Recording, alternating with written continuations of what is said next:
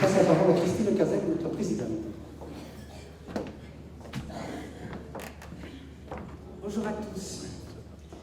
Mesdames et messieurs les élus, monsieur le président du NAR, mesdames et messieurs les usagers ou amis de la DAR, mesdames et messieurs les salariés. Je tiens tout d'abord à vous dire le plaisir que j'ai à vous accueillir dans cette magnifique salle, au nom de l'ensemble du conseil d'administration de la DAR, et je remercie la mairie de Mazabé pour la qualité du service de ses employés. Bernard Escudier vous l'a annoncé, nous nous sommes répartis les rôles. Il devait parler chiffres et dates, il ne l'a pas fait, et finalement, c'est bien mieux ainsi. Je souhaitais vous parler, quant à moi, de la dimension associative de la DAR. Et pour cela, je voudrais vous raconter une belle histoire qui pourrait s'appeler « Il était une fois la DAR ». Souvent mouvementée, traversée de personnalités remarquables, confrontée aux réalités quotidiennes et aux contraintes réglementaires, une histoire faite d'hommes et de femmes qui ont milité pour un idéal, un projet collectif, une volonté de venir en aide aux plus en difficulté.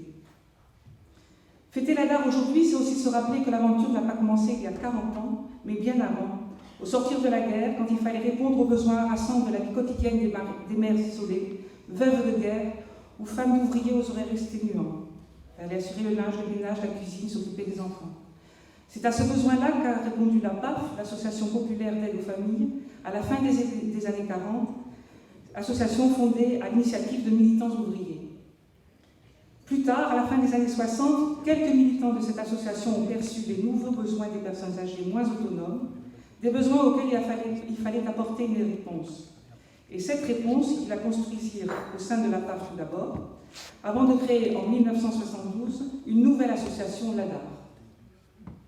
En 1992, les chemins de la DAR et de la PAF se sont de nouveau croisés, puisque la DAR a repris une partie de l'activité de la PAF qui a cessé de fonctionner. Ainsi, nous fêtons aujourd'hui le 40e anniversaire d'une association dont les fondements datent de plus de 60 ans. Il reste peu d'acteurs de ses débuts, mais je souhaitais, à l'occasion de cette manifestation, leur rendre un hommage chaleureux.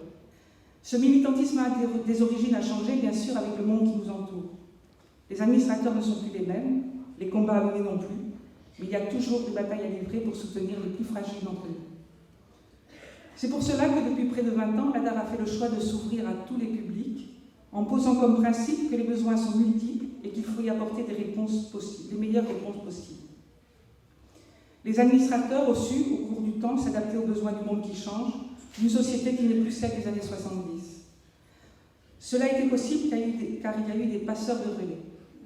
Il y en a tant que ce serait difficile de tous les citer, mais quelques noms reviennent forcément à l'esprit. Henri Segonne, Marthe Segui, Jeannette Escudier ou Marie Cazenave.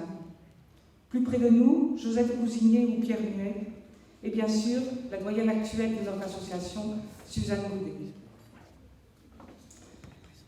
L'histoire de la DAR est une aventure collective, une aventure qui se poursuit aujourd'hui avec une équipe sans cesse renouvelée. Comment cela se passe? Lorsqu'on rentre au conseil d'administration, dans un premier temps, on y apprend la réalité du quotidien de ceux que nous aidons, mais aussi de ceux qui travaillent à la DAR. Dans un deuxième temps, on se fait sa propre idée des objectifs à atteindre.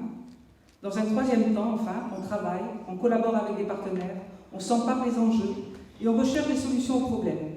On gère les difficultés et heureusement, on profite aussi des réussites.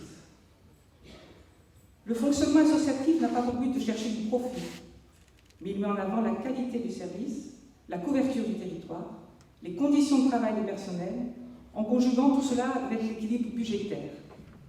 C'est donc un défi permanent, passionnant mais permanent. Cette démarche associative et militante est enrichissante pour ceux qui la vivent.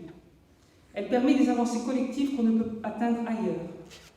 C'est une école de la démocratie, un lieu où la justice et l'équité sont règles d'or. Il est important que les pouvoirs publics retiennent cette image-là de nos associations et pas celle des éternels râleurs. Car nous ne revendiquons pas pour nous, nous le faisons pour ceux et pour celles qui ne sont pas en capacité de le faire. Je crois là qu'il y a quelque légitimité à pouvoir se faire entendre. J'ai commencé mon intervention en disant « Il était une fois la DAR ». La diversité des hommes et des femmes qui l'ont créée, puis qui l'ont fait prospérer, salariés comme bénévoles, fait qu'en fait, j'aurais pu dire « Il était plusieurs fois la DAR ». Je vous remercie de votre attention et vous souhaite une très bonne fête d'anniversaire.